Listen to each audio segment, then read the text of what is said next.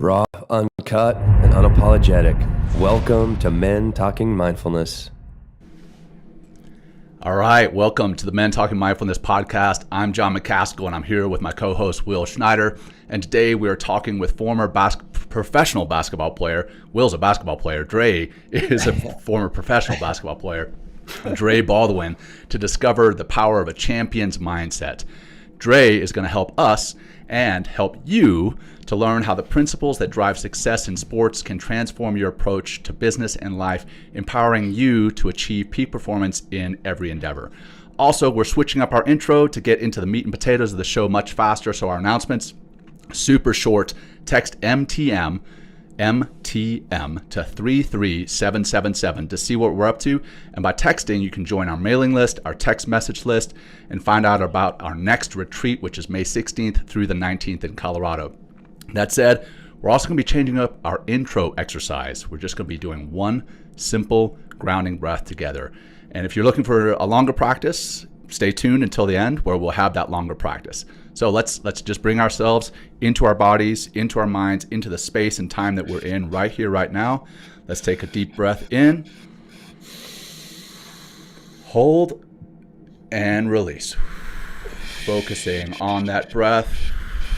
All right, now we're grounded here and now.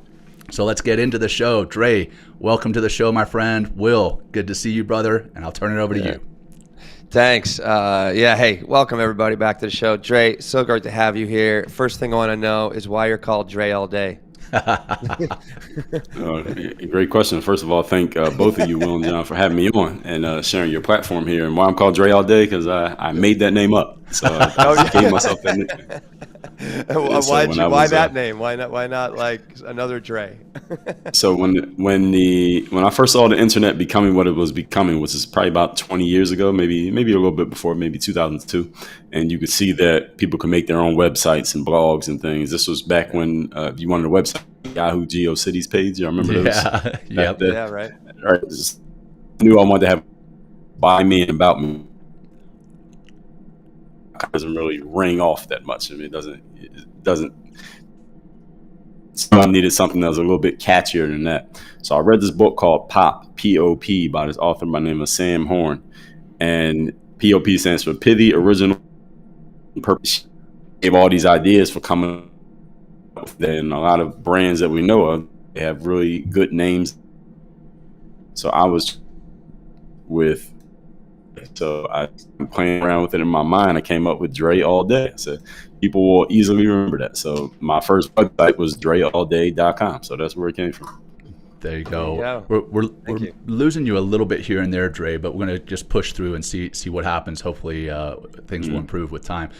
But, I'm a military veteran. I retired Navy SEAL, and I transitioned from being in the military to doing what I do now. And that transition was difficult for me because I had identified myself as a military member for so long. How were you able to transition the skills and the discipline from basketball into your business endeavors and your content creation? And how was that transition for you? Is the sound okay now? Is it catching up? We'll see. It's coming in and out. Okay, so it was actually pretty simple because a lot of the things that I used to make it work in sports, I ended up making it work. I ended up using to make it work in business because a lot of it started with mindset. And then once I figured out the other pieces, it started with the mindset, then it got to the strategy, which is simply just having a plan. System, how can I do the same things over and over again so it's duplicatable and predictable? And then accountability, making sure that the people and the systems and the plans are actually working the way that they're supposed to. So a lot of that is what I was using in sports, and that's really where the foundation of working on your game came from. Nice. And when I started talking about this stuff, what happened is a lot of people who were not athletes, they started hearing those pieces. When I started talking about things that were not specifically sport related, people who didn't play sports started hearing that message and saying, well, Dre, these things you're saying, these apply to me, and I don't play basketball. So that's how I knew that I could use that stuff to transition from the sports world to the really where I wanted to go was the entrepreneurship world, because I had always been in the back of my mind. I knew I didn't want to just stay in sports. I didn't want to be the the player who then becomes a trainer and then a coach or an analyst. I didn't want to do that. I wanted to go from Yeah. playing and then get out of it and then do something completely had nothing to do with basketball, and that's pretty much what I did. Nice. And then that mindset that you talked about, in your opinion, what are the key components of that sports mindset, that winning mindset, that transition into the business and then the life that we all live?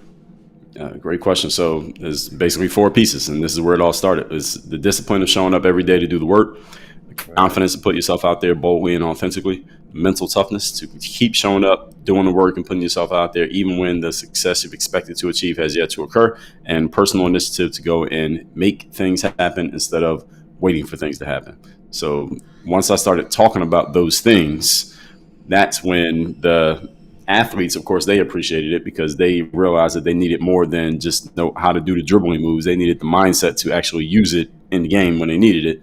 And then the people who didn't play sports said, I know you're making that for the athlete, but those same principles, those apply to me, and I run an IT firm, or, I'm a professor, or I'm starting my own business. Those same principles apply to me the same way they apply to the ball player. So those are the 4 main pillars of the mindset part of what we do, and mindset is the most important part of what we do. Nice. Yeah, I really enjoyed. I watched maybe I don't know, the TED Talk like from 6 years ago or something. They can have like 3 of them. It's just impressive, like your whole body of work that you've done. And like you started your story saying like I scored 20 points, when I was playing high school ball, and it's like 20 points the whole season, and then go on to be a professional basketball player, which is incredible. And you would think like, how do those 2 things even happen?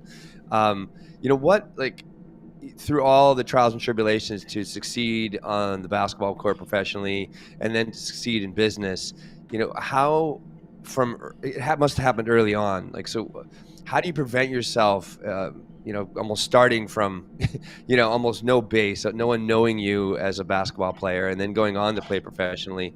How did you continually rescue yourself from, thinking that you're a failure and giving up? That's a great question, Will. And I never really had that thought. I never thought to myself that I was a failure. There are times when I was failing, but I never looked at myself as a failure. And those are, of course, but 2 different things, right? A failure is a way of being, is a mindset. Failing is just something that happens. It's like the difference between being broke and being poor. Right? Broke is just a temporary financial state, but poor is a way of thinking. Doesn't matter how much money you have. So I never put myself in a position of feeling like I was a failure, because I always knew that I was going to create the success that I was aiming for. It was just a matter of how it was going to happen and when it was going to happen. But never think that comes from just the mental conditioning that I had been doing on myself even before I was doing purpose. And that's because I've always been a big reader of books. And once I found out that there was a whole genre of what we now call personal development, I really dove into that deeply and really got into that stuff. And I've read several books 10, 20, 30 times because of the impact they've had on me. But read the physical book, go buy the audio book, listen to it again, and screenshots out of books, put them into an Evernote folder. So all of that is part of my mental conditioning. And because I've conditioned myself, and I still to this day have mental conditioning activities that I do on a consistent basis, habits that I do every day. That's it's just part of who I am. It becomes who you are as a person. It's not something that you do. And that's a big piece that you asked. I'm glad you asked me this question, because this is something that I tell people who come and work with us in our programs, is that the most important thing we need to do when it comes to mindset is make it who you are, not something that you do. It's not an activity. Mindset is not an activity. It's a way of being. And when we get that way of being where you want it to be, you'll be able to deal with things, because stuff is still going to happen. But you'll be able to deal with it a lot more easily than if you were just looking at mindset as an activity or something that you do 15 minutes a day. Yeah. Well, what are some of those books? Thank you, John. Yeah, that have really had an influence, because I love the way you break it down. It's like, I do a lot of the same thing with books I really love. It's like, I read them several times, audio book it, even to double it down, take notes on it. So what are some of the big winners for you as far as that help you to, I love that it came from books too. Because there's a lot of great books out there. What are the ones that had those biggest effect on you? Man, biggest effects for 40 book of all time. Oh, also which one by we lost you Robert. there? Sorry. Yeah, we lost you on the first one. What'd you say? Well, we lost you Okay, on that first first one, book. 48 Laws of Power. Okay. Oh, great Yeah, book. Love 48 that book. Laws of Love. Power, Yeah, Robert man. Greene. Yes. Yeah, yeah, that's my favorite book of all time. Then you have 33 Strategies of War, also by Robert. The 50th Law, also by Robert. So I'm a big Robert 50 Greene fan. He's Cent. my favorite author. Yes, him and 50. I Yeah. mean, Robert wrote most of the book, but yeah, he Yeah. took Yeah. 50 Cent stories. Yeah. What else? Think and Grow Rich, and actually Yep. The Law of Success by Napoleon Hill, because Think and Grow Rich was in The Law of Success. He just kind of took it out and made another product out of it. So I'll go with The Law of Success by Napoleon Hill, Success Principles by Jack Canfield, Unleash the Power Within by Tony Robbins is a great one. I think his best book. And there's so many. I'm probably close to 1,000 books that I've read, so I Yeah. can't list them all. But yeah, I've always been a big reader. Hopefully our audience wrote those down, and we'll make sure those are in the show notes too. Those are all fantastic reads. I'm going to have to go back and read some of those myself, but the ones that I recognized definitely swear by them. But also your routine that you said, the activities, right? They're not activities that are part of who you are. What do those look like? Like I've got a basic daily routine that I try to do every morning, and then another one in the evening. What does that look like for you? So in the morning, I have a set of basically auto suggestions, I guess what you'll call suggestions that you make to yourself. And those are really just about for myself. And I wrote them down, but I've said it to myself every day for probably at least maybe 10 years, to the point that I don't have to look at them anymore. I know them. I can just recite them to myself every day. So I do that every day after I do my yoga. And I do yoga for about 5-10 minutes every morning. I use the meditation Calm. I use a Calm app for meditation while I'm doing that. Yeah, I used to try to meditate by sitting still with my eyes closed. That didn't work. I would fall asleep. So now I use the meditation app while I'm doing the yoga. So I guess they call that moving meditation. So that's how I do that. And yeah, that's my morning routine. It's with a liter of water. Then I'm usually eating a couple pieces of fruit, and then I'm doing my workout. So I don't eat a meal in the morning, but that's what I do in the morning. So that's how I start the day. It's probably the first 30 to 60 minutes, and then I'm off to work out. So that's either, used to be basketball. Now it's either like today I was at the boxing gym, or I'll go outside and run, or I'll do go outside and run, boxing gym. Actually, those are two things that I do. Yeah, so that's every other day. Nice. Good for you, man. Now, challenges, and a lot of our guests have had challenges. I mean, who's a human being who has not had some type of challenge? What was or what are some of the biggest challenges that you faced in your life, whether it's in sports and business, and how did you overcome those? Well, the biggest challenge in sports was, and this my whole fact that I only played 1 year of basketball in high school. And then I played Division III college. Anyone who knows the sports,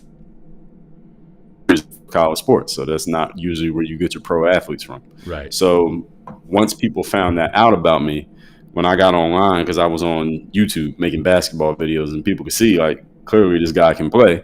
And then when they found out my background, like, man, you only played Division III. You look like you were better than that. You only played 1 year high school. You look like a better player than that, because most players who have that kind of background usually kind of can't play, right? But I could actually play. So they're like, well, how'd that happen? And it was really because I just started late. I was a late bloomer in basketball. So once people found that out, that's when they started asking about what's the mentality behind this person. And that's where the mindset stuff came from that we already addressed. So the biggest challenge for me was the fact that I had to overcome that, because regardless of it being late, the coaches at the pro level don't care that you started late. They're like, can you help us or not? Right? That's what they care about. So I had to prove that. And then, having to go sell myself. I had to sell myself to get on the team in college as a walk-on. I had to sell myself to get into the pros.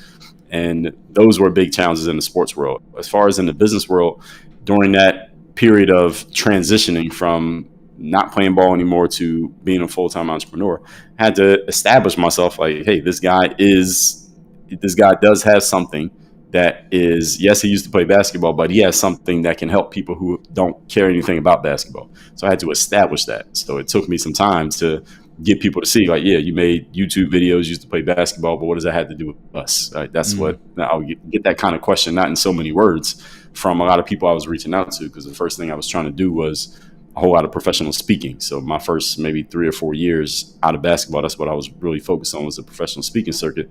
And they needed to know, all right, how does this apply to us? And you did all those videos online, but can you speak in front of a live audience? So they didn't know. I knew, no, and I had to prove that. So you got to get out there and you got to perform. And the same thing I used to tell the athletes. You can believe you're the best player on the team, but until you get on the court and actually do something in the game, then we have no proof. So I had to get proof for myself. And the same thing I had to do in basketball, I had to do in business. Good for you, man. Good for you. What was some of the, if you can share some of your big tips about like effectively selling yourself? I mean, it's like, it's just really for any entrepreneur, anybody that wants to start anything, especially public speaking, really putting yourself out there could be very hard, so what are some of the ways that you can, make that happen and be effective with that?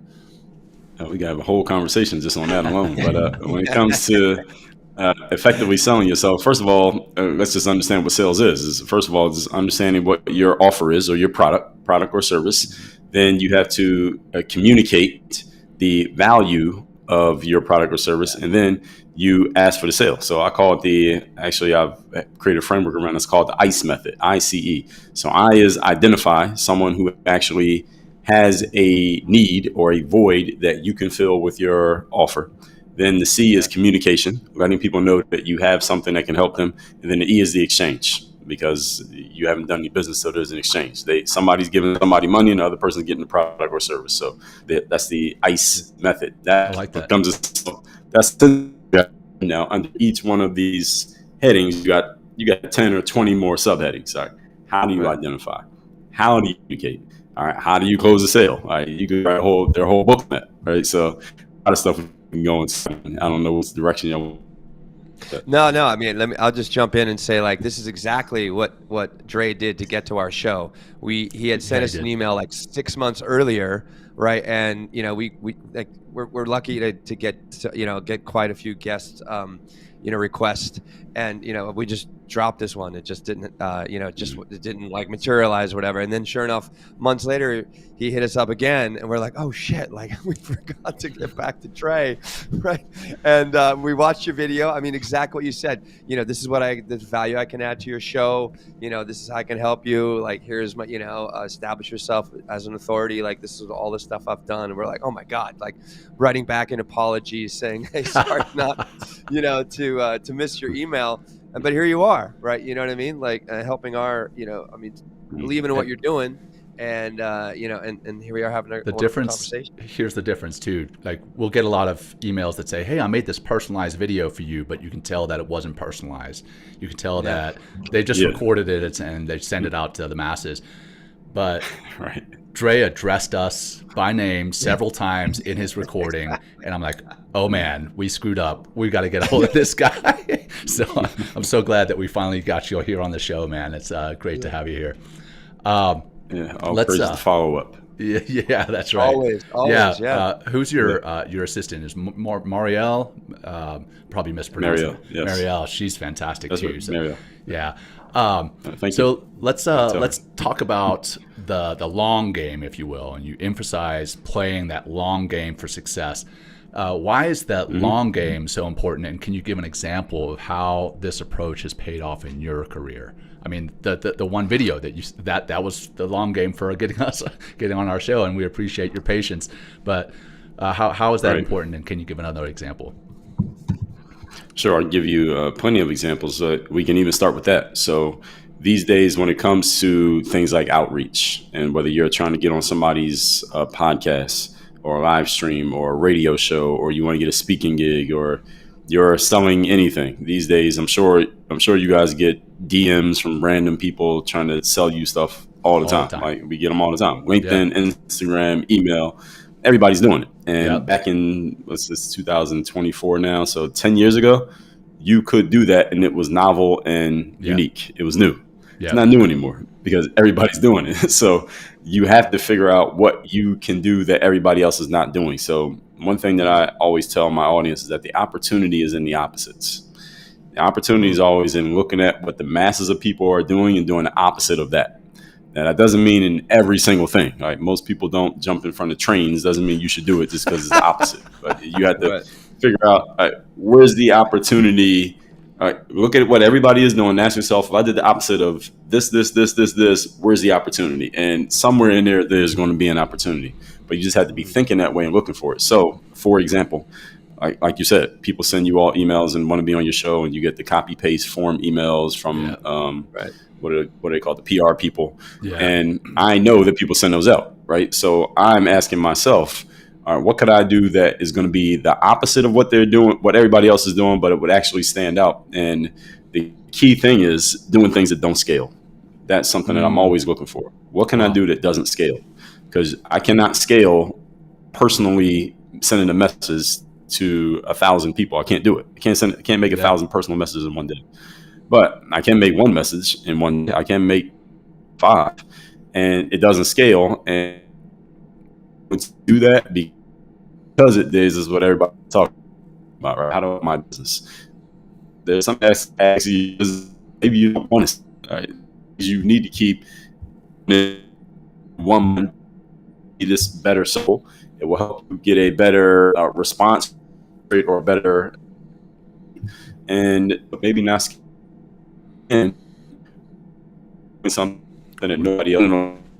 We're losing you a little bit here, Dre, but I think the gist of what you're saying is so many people are wanting to scale, and in actually going after stuff that does scale, that can potentially cause them harm, and in doing the tailored, individualized outreach by name like you did, you're actually going to be more effective. You may have fewer shots fired, if you will, but more of those shots land on target.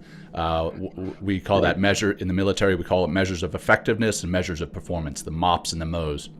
And it sounds like your measure of performance is not how many emails you send out, but how many of those actually land, or maybe that's the measure of effectiveness. But regardless, I love that you're going after stuff that doesn't scale. That's totally counterintuitive to what most entrepreneurs do. I mean, I'm in that right now. Hey, how can I scale? How can I scale? How can we, as men talking about in front of scale? But maybe we need to take a step back and look at how do we do something that doesn't scale? How can we affect one person, in a deep way? So I love that way of looking at it. Will, you got anything? Go ahead, Dre. Yeah. Oh no, I just want to tell a quick story about talking about not necessarily a guest, but doing something that's a little bit different. And we got an email the other day saying someone wanted to come on our show. She wrote a book about accessing dolphin consciousness. And I was like, that's a little far out there. But anyway, I just okay, maybe that's not something that's going to resonate with our audience. But I was just like, what dolphin consciousness? Yeah. So John, I think you have something. I mean, I know a lot of what you're doing now, Dre. Yes, you're speaking, you're getting out there and marketing your services. And one of the services that you offer is coaching. Why is it so important to work with a coach to affect greater success? Well, ask the question again. Why is it so important? Yeah, so why is it so important for someone to work with a coach to affect greater success? Well, one of the reasons that people get coaches is not because they are not good at what they do. I mean, you think about in the sports world, every professional athlete has a coach or a trainer, or usually both. It's not because they're not good. They're actually the best. And the reason people have coaches is because the coach, first of all, can help hold you accountable to make sure that you don't slip. Right. They can catch you anytime there is some slippage and correct it. And when you know that you're being held accountable, you know that someone's watching what you're doing, we tend to do better work. We just tend to do better work when we have that social pressure, if you want to call it, of having a coach or a trainer around, regardless of how good you are. This is why the best performers out there all have coaches. Even the best singers, Taylor Swift and Beyonce, have voice coaches. All right, the best actors have acting coaches, whatever they're called. And even the best business people, they often have coaches, because it's not, again, about your ability to be a practitioner, but also, hey, here's a new idea. Here's a new approach. Here's what we can do we got an issue over here. How do we compensate for that over here? And usually when you have two heads going into looking at a challenge, it's better than having one. So the different reasons why you would want to have a coach. And again, if you look around, they say success leaves clues, and a high around them who are also who get to and stay at a high level. I like that. We've recently got an advisor for the show, and having David Valadez as our advisor and production manager has been an absolute game changer for us as podcasters, but also as teachers and practitioners. Having a coach, I mean, coaches have coaches, right? So why would we not? Personal trainers have personal trainers, so it's fantastic to get you there. Let me just say about coaching. I think one thing like you're speaking to, Dre, is like the coach actually is able to, kind of observe, you, right, and what's working, what's not working, what you need to tinker with, what you need to get rid of, because it's tough to have that conversation on your own. Like, 'cause you're so locked into your experience, and it's like, it's tough to have that second set of eyes and that observer, and to come back to something that I say quite often that comes from Think and Grow Rich, is like when two minds come together, a third mind is formed, right? Masterminding, and in that third mind is where new possibilities come up, new ideas, new creativity, also even confidence to take another step. And that's what a coach can do. Because one thing that we run into quite often with men and masculinity, and helping to kind of change that narrative of masculinity, is men often, number one, they refuse to think that they might need help or have a problem, and number two is they don't really ask for help. But like by getting a coach and seeking help, like you can really start to change pretty rapidly by just having that second human being, that second set of eyes, that that second mind, to kind of help you to understand yourself on a much deeper level. And then we're kind of such a slave to our habits, and a good coach is going to help you become aware of the habits that aren't working and create ones that do. So yeah, I love it's so important to have a coach, and it's nice, like John does some coaching, I do coaching, you do coaching, and just to see people like change, right? Mm-hmm. Well, first, like to have that trust is so important, like to really have that trust and that kind of flow between you and your student, or you and your coach. You can really make some significant changes by working with a coach, but you got to, like you said earlier, you got to keep showing up, consistency, and you got to be willing to try and be vulnerable and just keep going. Right. Yeah. So this is a fun question. So what advice, if you were to go back, what advice would you give to your younger self? At the start of your basketball career, like what would that be, or just to start life again, what would you say to your younger self at this point, to where you got to today? Most important is just getting engaged in personal development as quickly as possible, because I didn't learn about what it even was until I was in college, maybe 21-ish. So I would get engaged in that as quickly as possible. As personal development, you can consume it through just reading books, and nowadays on social media, you can get a healthy amount of personal development through a podcast or audiobooks or even YouTube, depending on who you listen to. So getting involved in that as quickly as possible. Secondly, get a financial education on just finance and how money works, because they don't teach it to you in school. Don't you wish they did? Oh my gosh, they should absolutely teach that in school. It's crazy. Yeah. Right. Yeah. And when I first started to learn about that stuff, I asked myself, why aren't they teaching this in school? Because I have a business degree, so you would think in business at least they would teach it. But I didn't understand why they didn't. But nowadays I do understand why they don't teach it, and we can get into that if you want. But that would be the next thing, is getting a financial education. And then the third thing, if I had to give one more, is really just getting around the right type of people. And if you're doing the stuff when it comes to the personal development and the financial education, you're going to start thinking in a certain way.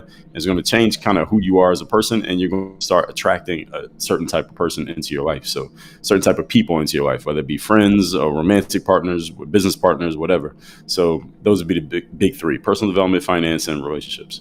Right on, man. I love that. It sounds like you've answered that before. That was awesome, and you had it down. So what about, we've talked about your favorite books, and you have your own podcast.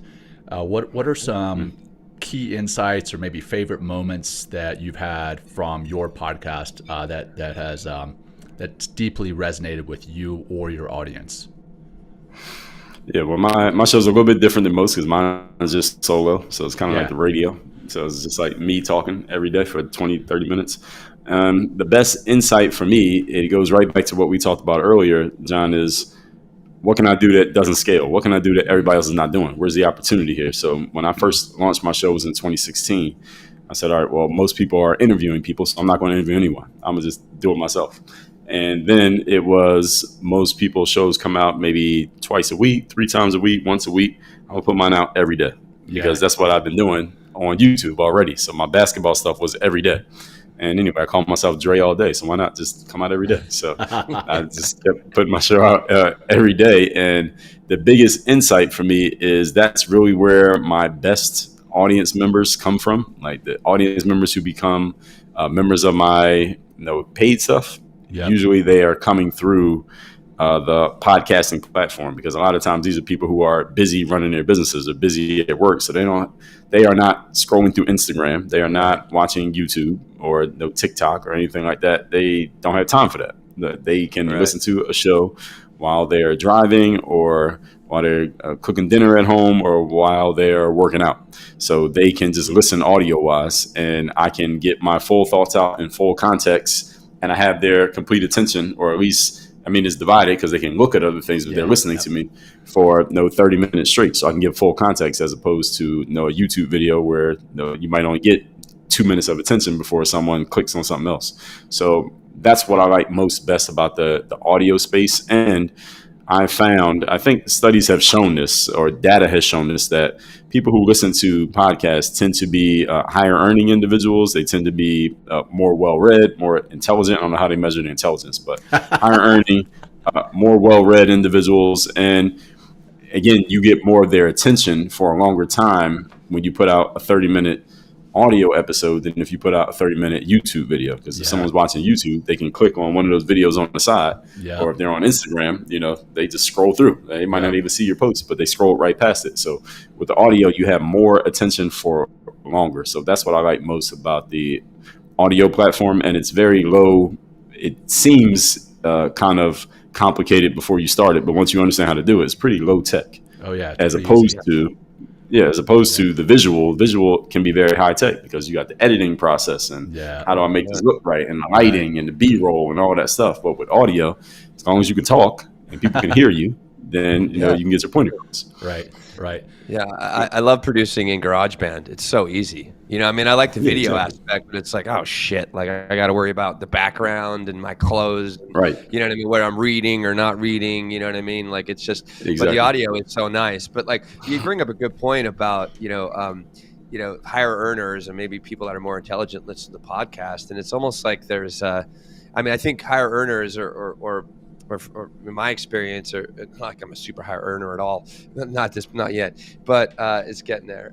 There's a certain curiosity I feel that comes with the podcast, and like what's nice about podcasting and where podcasting is taking us is like there's it's kind of a huge learning opportunity and platform. And, you can't just learn in 5-6 minute little bites or something like that. Sometimes it takes a lot longer, to really develop an idea. You have like 30 some books out there, and it's just like to really dive in and like what's really important, what you said too, is deliver value. And it's tough to deliver value in just a few minutes or just a quick clip. A lot of that is just kind of, they call it clickbait for a reason because they want you to, even click on it. But, if you're producing good content in short form, it's ultimately to take you into a longer form, to kind of satisfy that curiosity. And it's nice to see podcasting getting bigger. I'm not just the number of podcasts out there, but the number of people listening to podcasts. I think it's maybe it's a shift in our society. We're kind of getting away from all like the little small snippets that only really satisfy, maybe the ego in that short term, like little snackable content versus like kind of satisfying more of the mind. And like when you're really satisfying the mind, you're probably singing and speaking more to the heart, which is really where we begin to gain more insight, gain more inspiration, light up on the inside, and really, can hopefully maybe discover more of who we are, through that form. So it's Yeah. interesting how it's all changing. So I agree with that. A couple things. When it comes to the Yeah. short form content, Mhm. there are more people taking it in. It just depends on the demographics, right? Because when Right. you're talking to some teenagers, 16-year-olds, they want the short stuff because they are just kind of breezing through. They may not even know what they want to focus on yet. So they're kind of breezing through. But someone who's maybe 46 years old, they know what they want and they also know what they don't want. So they can give more time to something. And when it comes to the podcast or just audio period, like audio books, I believe audiobooks are outselling digital books these days and physical books. And the reason is because you can do more than one thing when you're listening to audio. Whereas to read a book or watch a YouTube video, you can only do one thing because your eyes have to be on it and you have to listen. But with audio, I can listen to it while I'm shaving or while I'm driving or while I'm working out. So you can do more than one thing at the same time. And these days, everybody's doing more than one thing at the same time. So we're kind of playing the game as it is currently set up. So that's the great thing about audio. So as long as you have a good voice and you can get your point across, then again, audio is a great platform. Yeah, which you do definitely have a great voice. For those listening, Dre also looks great. He is definitely our best dressed guest ever. He's in a full suit and tie. I mean, looking sharp.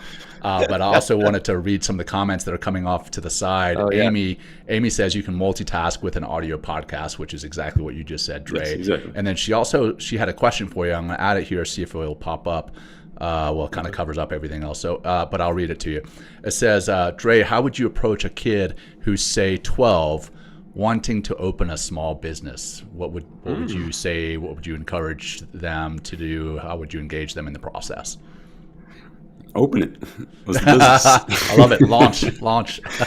Yeah, no, exactly. Open it. Get started. As Seth Godin says, ship. You got to get it out there. So whatever the business is, go and start the business. I would need more context to know what to do to give them advice. But the advice is go do it.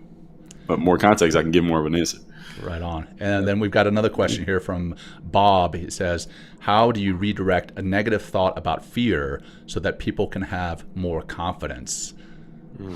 That's a great question. So the first thing we have to understand about fear is that fear is something that's created in the mind. Fear is not a real thing. Fear can't touch you. It can't catch you. It can't open your door.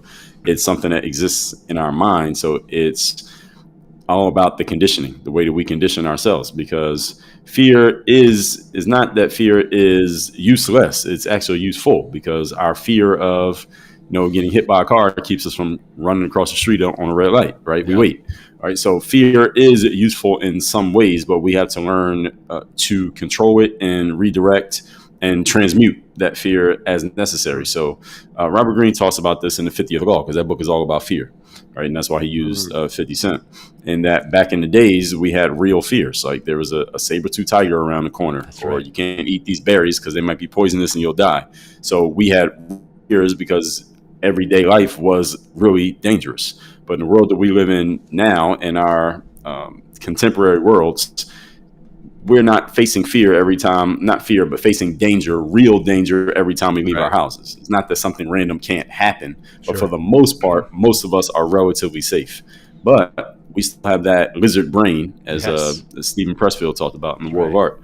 We still have that lizard brain that still has that attachment to fear inside of us. So if we don't control it and give it something to do, then that fear just goes and finds random things to be afraid of.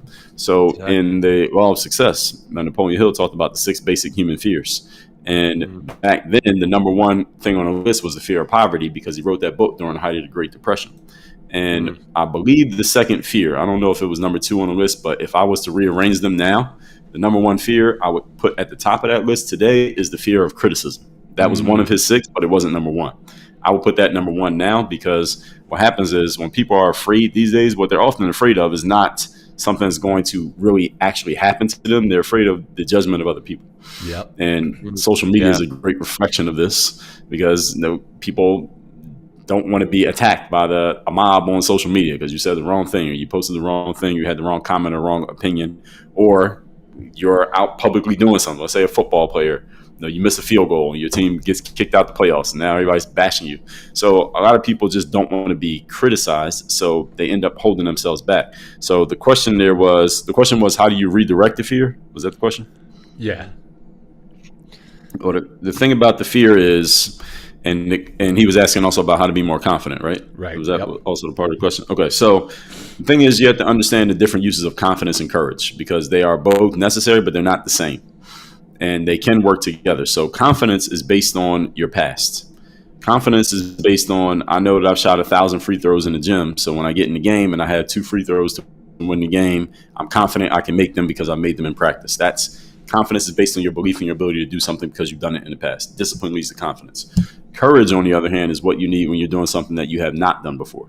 So when you're stepping into something new, when you're stepping outside of your comfort zone, which is different for everybody, we all have different zones of comfort. When you're going to do something you have not done before, you can't look at that and say, well, I'm not confident about doing this. Of course you're not confident, because you never did it before. You have no track record of doing this thing. So of course you have no confidence. So sometimes when I'm talking to people about maybe joining a program of mine or doing something that they never done before, they say, well, Dre, I'm not very confident about doing this. I say, of course you're not. You never did it before. That's the whole point. Yeah. That's the reason why we're doing it. All right? You don't need confidence right now. What you need is courage, because the courage will allow you to step outside of the realm of what you're used to doing. And then once you do it, now your comfort zone expands a little bit, because now this is part of it. This new thing that you just did, now this is part of what you're used to because you've done it. So now the next time you need to do it, it doesn't bother you as much. So in the 50th Law, Robert Greene, he used 50 Cent as an example. He said first time 50 faced somebody who had a gun, he was frightened. And the second time a little bit less, and the third time it didn't matter, right? Because he got used to it. Being around people who had a gun became part of his comfort zone because he had experienced it. So the more experiences we get in life using courage, the more confidence we have, because we have the past experience. So a lot of people look for confidence when they're doing something new and they don't find it. And then they say, well, I'm not going to do it because I'm not confident. Well, you're kind of going in a circle there. It's like an endless loop. Yeah. Like back in the days in computer class in high school, you have an endless loop. When you messed up the formula, it was just keep doing the same thing over and over again. That's what a lot of people do in life, but they don't even understand what they're doing to themselves. I love that, man. Me too. That's a great way of looking at things. And Will and I discussed this one quote last week, and I know it's been attributed to various folks, but our deepest fear is not that we are inadequate. Our deepest fear is that we are powerful beyond measure. It is our light, not our darkness, that most frightens us. And I think that's been attributed to Marianne Williamson and Nelson Mandela.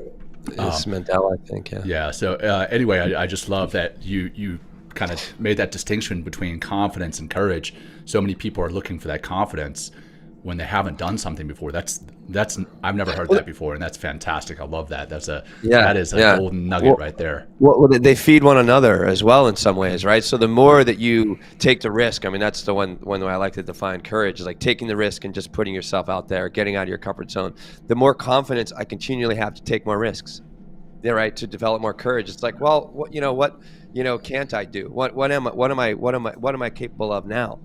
Once you kind of overcome that obstacle, expand, the zone of comfort a little bit more, and it's just like, oh, and then it's just like, I mean, what I have enjoyed, just taking risks and risk after risk, and just keep growing from those risks and developing more confidence along the way of my ability to take risks.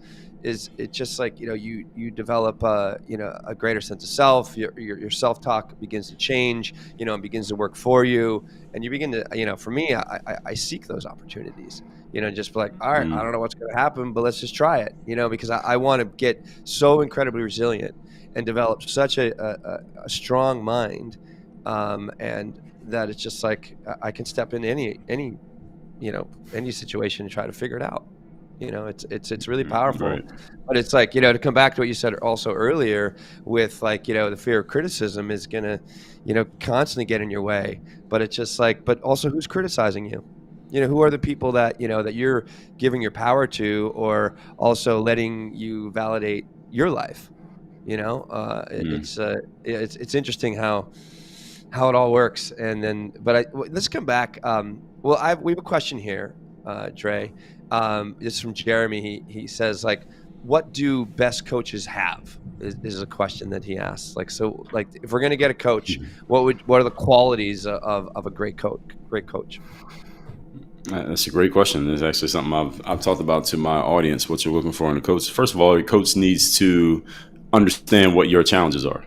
You need to believe that your coach understands what your challenge is or what your challenges are. That's the number one thing that a good coach has to do. You need to know that your coach knows whatever it is that you're dealing with, they can help you with. Secondly, they have to be very strong communicators, because what a coach's job is really to communicate to you. Because they're going to do it for you. They're going to help you understand that you can do it, whatever the it is, solving the problem, running the marathon, starting the business, whatever, making the money, whatever it happens to be. You need to believe that your coach can help communicate to you in ways that will help you do the thing that you need done. Third, your coach needs to be great at simplification and helping you understand things that you may not understand right now. And I've always not emphasized, this is something I've lately been talking about this to my audience about, is that when someone's a true expert at something, they can simplify it and clarify it in a way that they make it easy for anyone to understand. So there used to be a TV show, Are You Smarter Than a Fifth Grader? Remember that TV show? Yeah. All right. So when you're a true expert, you can make a fifth grader understand your thing, whatever it is. I can help a fifth grader who's never played sports understand basketball. Or I can make an adult who's never played sports understand basketball, because I can explain it and break it down in a way that makes it very simple and very easy to understand. And that's what a true expert can do. They simplify and clarify. Whereas someone who maybe wants to be an expert, but they're really not, what they do is confuse, and they gum up the conversation. They make it harder to understand, whereas a true expert makes things easier to understand. So they have to be a very good communicator. And communication, most of the time when people talk about communication, that's what they talk about, is your ability to speak or write or put your thoughts out there. But the other half of communication is your ability to listen, because a clear communicator has to, first of all, understand the problem. Because if I don't understand your problem, then I can't solve it. So right. I had to be willing to listen very well to what you're saying. I got to listen to what you're not saying. Mm. I had to be very good at asking the right questions, because if I ask the wrong question, then you could give me an answer and I can solve that, but I asked the wrong question. So we didn't even solve the problem, because we're solving a thing that's not even your real issue.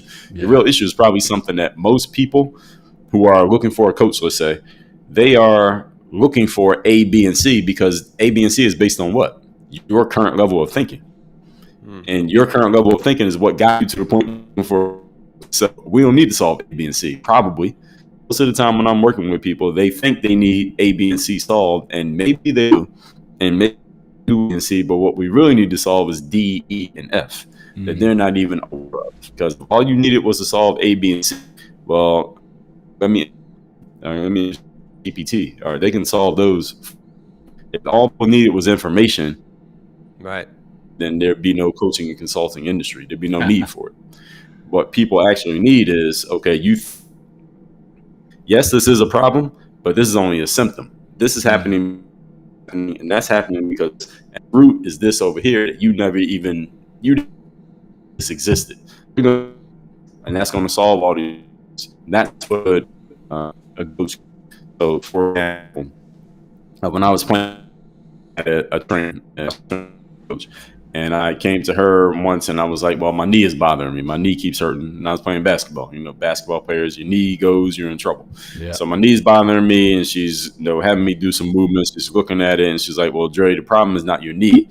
Your knee is hurting, but that's not the problem. Your knee's hurting because it's overcompensating, because your quads are working harder. And the reason your quads are working harder is because your back is out of alignment. And the reason your back is out of alignment is because you're lifting too much weights up here. You're not doing enough down here. And when we fix that, then your knee will stop hurting. And I would never have figured that out on my own. That's what a good coach can do. That's awesome. Yeah. They deconstruct. That's right. Yeah, exactly. Yeah. Get to the root of the problem, and really help you to address the problem that you don't even necessarily see. Now that said, I know you are coaching, and a lot of that comes through what you call Work on Your Game University. Can you tell us a little bit about that and what it offers to the participants, maybe to our listeners? Maybe they could come back and sign up. Sure. So Work on Your Game University is just work on your game. We just slap the word university on the end because it sounds cool. The place where people can learn. And really what it is, it houses all of our coaching, consulting, our courses, our programs, all of that stuff. And we have a 4-part framework based around mindset, which we talked about a lot here. Strategy, which is the plan of action. What are we going to do? Who, what, when, where, why, how. Third is the system. How do we get the strategy to happen over and over and over again so it is duplicatable, consistent, and predictable, so we can predict results. And the last part is the accountability. How do we make sure that all the people involved are doing their job? And how do we make sure that the system itself is doing its job, because sometimes your strategy, it was working 2 weeks ago, but it's not working anymore. Now, anybody who does any online advertising, you know that an ad may work for 2 weeks, but then it stops working. So now we got to change it out. So accountability is about making sure that the people and the processes are always doing their jobs consistently, and that's an ongoing thing. It's not a set it and forget it thing. That's an ongoing process. So those 4 pieces are the high level points of what we do inside the university. But of course, every person we work with, it's bespoke to their situation and what they need. And we work with people in so many different industries. Most of the people who I work with are not former athletes who became speakers and authors. And so just to help you all understand, we get a lot of people from a lot of different places, because people they like my approach. They like the fact that I can break things down, the fact that I can simplify and clarify. Yeah. So that's what the university is. I like your approach. And you communicate very well. And so, I mean, you're like obviously deeply invested in all this stuff with, writing so many books and so many talks and having a university. What are some of your favorite things about what you're doing? Like, what favorite are some things about what I'm doing? Yeah. Nobody ever really asked me that question. I've done a lot of interviews. Nobody's asked me that. There you go. The first time, right?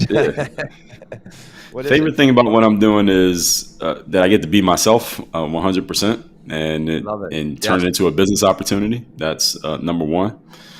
Number two is that I do get to make a real impact with people who have real issues and they really want solutions. And we know that the stuff that we're doing over here, it actually works. So that's number two, is just knowing that you get to make a real impact and doing that. And the third thing that I would say, best thing about what I'm doing is just being able to fully express the thoughts that I've had. Like, I have a thought or an idea. What can I do with this thought? Okay, this is a sentence long thought. Okay, I'll post this on Twitter. Okay, this is a 90-second level thought. I'll make an Instagram reel. All right, this is a 30-minute level thought. I'll do an episode on my show about it. This is a book level thought. I'll write a whole book about it. Right, so. The good thing about the internet is that you can take whatever size idea you have, and you got different platforms to share it depending on what it is, and you can shrink it down and you can expand it depending on what it is. So I would say those are the top 3 off the top of my head. I love it, man. I love it. For our listeners, our viewers, what's the best way for them to start tracking and engaging in that content on Instagram, on YouTube? How can they find you? Sure. So on YouTube, you just look up my name. I got probably 12,000 videos on YouTube, so I'm pretty easy to find. Just type my name in, Dre Baldwin. Well, half of them are basketball, so if you're not a basketball player, about 40% of that will be mindset stuff. And then on Instagram, it's just my name, @Dre Baldwin. I'm active on every social platform, so we publish on every platform every day. So whatever social media you like, I'm on it. Just look my name up. I'm very easy to find. Everything is public. And then just work on your game, university.com. That's where our focus is right now. Awesome, man. And you are a content machine, man. I follow you on Instagram. It is impressive how much content you're putting out. And it's not just putting out content for putting out content's sake. It's quality content and quantity. So you're doing a great job, man. So thank you. Go ahead. It's like no. So what's Dre Baldwin? What does it look like in the next 4 or 5 years? Like what's the plan, or what can we hope to see from you? Like, you're obviously very prolific at what you do. Like, I'm excited to hear what's coming next. Next 4 or 5 years. Well, my son is 17 months, so he'll be close enough to almost being able to work. Yeah, we can put him to work. so we can give him a job. He could be editing your videos, right? He could be your video editor or something. If he learns how to edit, then he can have that job. That's a very time-intensive job. If he wants it, he can have that. But we'll probably start him out packaging up book orders, so he can just put the book in the envelope and take the little sticker, stick the book on, put the label on it. So that'll be his first job. And then when he gets tall enough, he can make the whiteboard reels. He can't do it. He's not tall enough yet.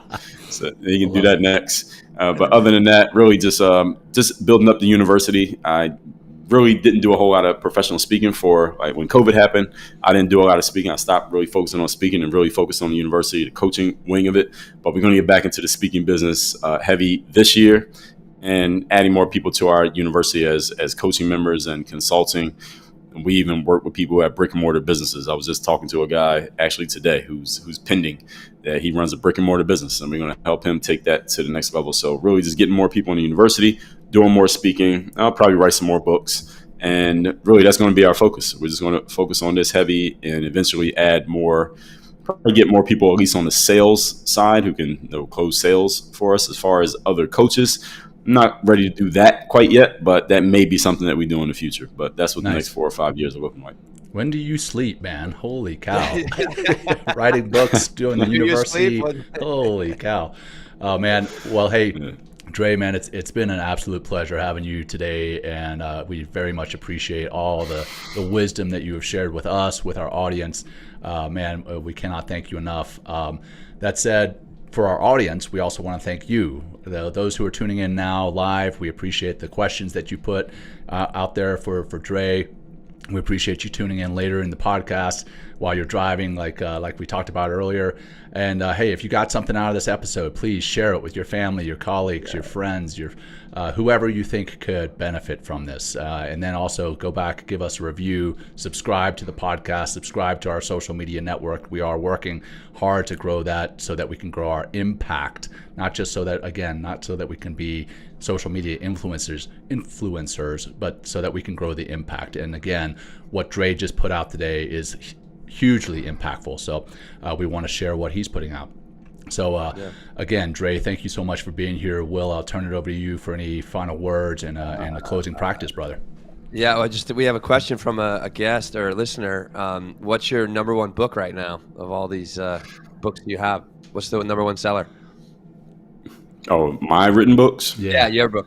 Yeah, yep. Oh, then I would send everybody to The Third Day. I'll give you a free copy of this book. Actually, if you just go to thirddaybook.com, it's all about how to show up and give your best effort when you least feel like it. And the subtitle of this book is The Decision That Separates the Pros from the Amateurs. So you can get a free copy of this. Just go to thirddaybook.com. This is my top book right now. Thirddaybook.com for you. Jeremy, Correct. Thank you for that question, and thank you for sharing that, Dre. Yes, thank you for that question. I've been, so I journal in the morning, like it's part of my practice. But then I have right next to me, I have, Stephen Pressfield, I'm reading, Turning Pro, and what a great book, Turning Pro. And I'm sure it's like a lot of the wonderful things that you talk about in your book too. And it really helps me to just get really clear about amateur does this is what a pro does. And there's, that's right. and there's a very clear, very clear moment where it's like you just know that, oh, now I'm pro. So it takes a lot of work to get there. And a lot of the wisdom that Dre, to our audience, has talked about today is what's going to take you from that amateur. And, you really need to upgrade your mindset. You really need to put in the work. You really need to develop that confidence. You really need to continually exercise the courage in order to get out of your comfort zone so you can see really what you're made of, but also what's getting in the way to really access that inner potential, to bring forth whatever that creative act or whatever, effect that you want to change in the world. But it is possible, but it takes, like a coach we talked about, it takes a lot of practice, takes a lot of patience, and it takes, really upgrading your mind, your body, honoring your body too. I mean, it's, we talked briefly, about getting in your body and having a healthy body, but I can't even, and I'm sure Dre too, and John, you can't stress that enough. Like, you have to have a healthy body. You have to be sleeping in order to even to show up the best you can, maybe not every single day, but at least have the chance to really get in there and put forth your best effort on that particular day, because it's every day, one step in front of the other. So Dre, thank you. Any closing words from you, Dre, before we start closing out? Just remind everybody that we all have a game, whether you're a podcaster, entrepreneur, yoga instructor, athlete, speaker, student, or you're just trying to figure it out. We all have a game. You need to figure out first of all, understand what game you're in, figure out how you can best play that game. Then you got to go out there and perform and produce results, because we are in a results-based business, and you will be judged by the outcomes you produce or don't produce. Yeah. There you go. Excellent. There it is. Well, thank everybody for listening. I think we can just do a little closing practice, John. And Dre, you're more than welcome to stick around. It's not going to be too long. John, you want to jump in and do this, or I can? Yeah, go for it, man. Go for it. Okay. You know what? I mean, this is one way that you can start to, get out of your mind, and kind of let go of those thoughts that keep you in a mindset that, keeps you stuck where you are. It's just getting to calm down your body. we do breathing. We're doing it now towards the end of the show, but let's just do some breathing, and then we're going to do just 1 minute of stillness, and just to get still. And why stillness is because, like, if you want to get better at doing things and doing everything, like Dre was saying earlier, you got to go the opposite in this case, and just get still and just be and just sit and let things be as they are. Because, like, all the things we want to do comes from a place of stillness as well. So we're going to use the breath. We're just going to take 5 breaths. We're going to calm everything down with these 5 breaths. And this calms the body and the mind down. And then we'll just do, I got to get my phone. We'll just do 1 minute of trying to be absolutely still as best you can. And that'll be all we'll do. So to get yourself ready, everybody, sit up if you can with like a longer, dignified spine, so not like couch potatoing and rounding your shoulders, but sit up nice and tall. We'll do these 5 breaths. We'll exhale the breath out to begin and try to get as empty as possible as you exhale. Let it go, let it go, let it go. Go. Let's take that first big, deep inhale, nice and broad breath in. Keep going, big breath. And exhale out the mouth, nice and easy and slow. And maybe you can melt some tension in your face, jaw, shoulders, or other parts of your body. Again, in breath.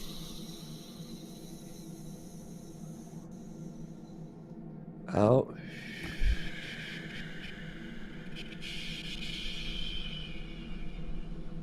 Again, in. Easy out.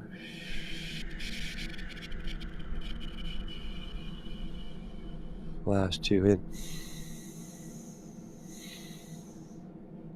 Let it go.